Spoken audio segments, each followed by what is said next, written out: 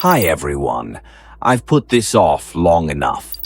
Writing it down, I hope, will help me make sense of it, though sense might be the last thing I'll ever have again. I don't know what's real anymore. Maybe I imagined it all. But then again, how do you explain the marks, the dreams, the bells? Number something did happen, and whether it came from heaven or somewhere much older, I know one thing. We are not ready. Let me start from the beginning. It began the week after my cousin Jeremy passed. We were close, raised like siblings. He died suddenly in his sleep. No warning, no explanation. I was wrecked. I wasn't religious, not really, but grief makes believers of us all. I found myself wandering one afternoon and ended up outside Saint Irenaeus, the old cathedral just outside of town, the one people always say is too quiet, too cold. Jeremy used to say that the place was stuck between ticks of the clock. I pushed the heavy wooden doors open. The scent of frankincense lingered, dust floating like old ghosts in the sunlight through stained glass. I was alone, or so I thought. I sat down, hands clasped, and whispered Jeremy's name. I didn't even know what I wanted. A sign, comfort. I just didn't want to feel alone. Then I heard the bells, not the tower bells outside. These came from within, soft and melodic, like distant chimes underwater. I turned, startled. That's when I saw her. A girl, maybe 17, wearing a pale gray dress like something out of another century, barefoot on the cold stone floor. Her hair was silver white, but not with age. Her eyes, I remember this most, were silver too.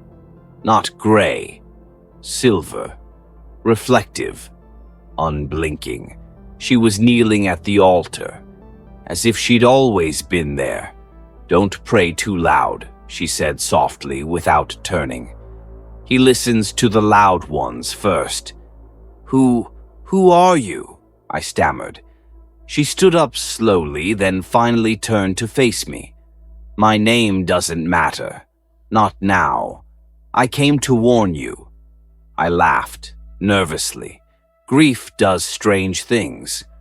"Warn me about what?" Her eyes locked onto mine.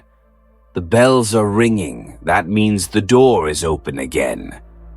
I didn't understand, but I didn't leave either.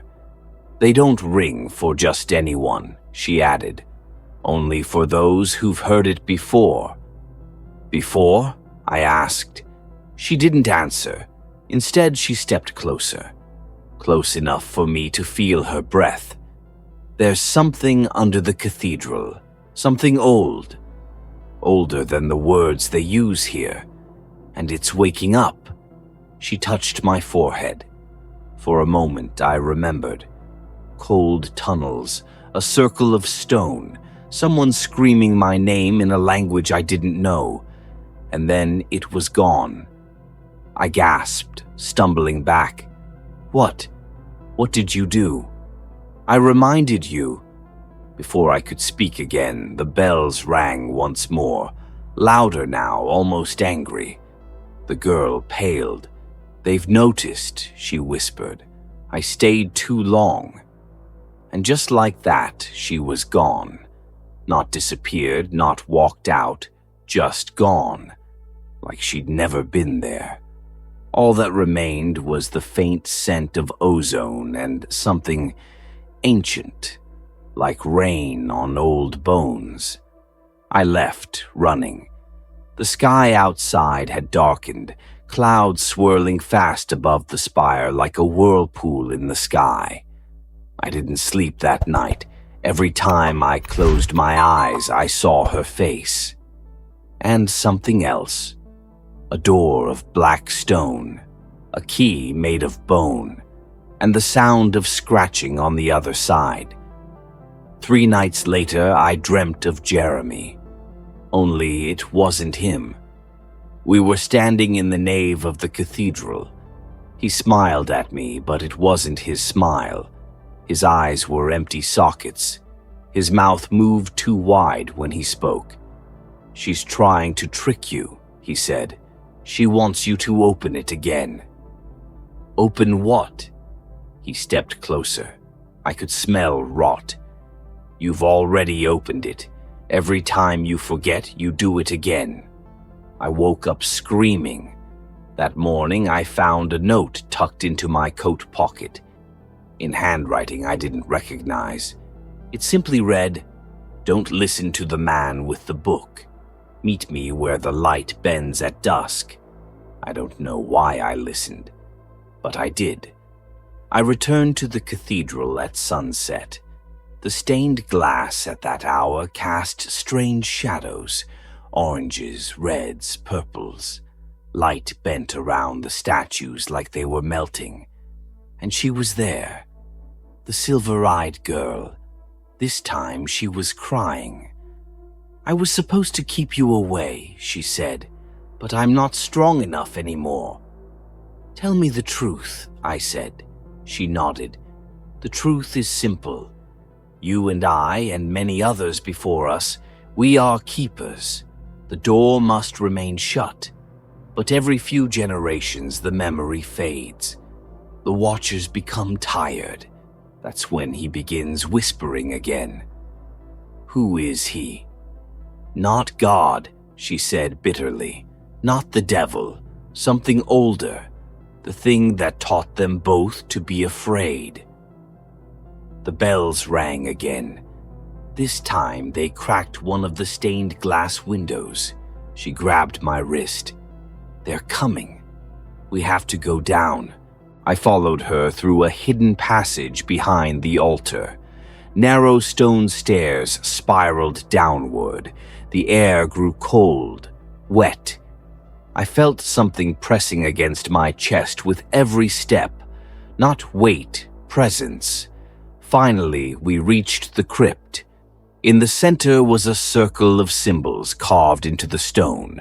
Not letters, but something deeper. Around it were 6 empty sconces. "I can't keep it closed alone anymore," she whispered. "Light them." She handed me a candle. As I lit the first, a scream echoed from somewhere far below. Then the second, a low growl followed. The third, a voice called my name. By the 5th candle, I was shaking. "I don't remember this," I said. "Why would I forget?" She looked at me. "Because he makes you. Every time we win, he breaks your mind so you'll never remember. But I've broken the cycle. You're awake now." I lit the 6th candle. The circle flared white hot. The stone trembled. And then silence. We waited. Then the bells rang upside down. Impossible, horrible. My head throbbed. The stone beneath the circle cracked. "No," she gasped. "We're too late." A hand reached through the crack. Blackened skin, talons. It pulled itself upward. I froze. The girl, no, the keeper, ran to me. "You have to banish it. Say the name." "What name?" She grabbed my head. Images flooded me. 1,000 lifetimes, all ending in this moment. And a name. An impossible name. I spoke it. The hand recoiled. The thing screamed. I kept repeating the name. The stone glowed. Light poured from the circle. And then, silence again. It was gone. The keeper collapsed. Her eyes were dull now, silver fading. "Is it over?" I asked. She smiled weakly. "For now." "What happens next?" "You forget," she said softly. "You always forget." But her hand touched my forehead. I woke up the next morning in my own bed. No bruises, no soot, just a strange ache in my chest. I thought it was a dream until I heard the bells again. Saint Irenaeus burned down that night. The news said it was electrical. No survivors, no bodies. But sometimes, late at night, I hear them. The bells. And I remember silver eyes and 6 candles. So if you're reading this, don't trust the man with the book. Don't go near the old stones. And when you hear the bells, don't answer.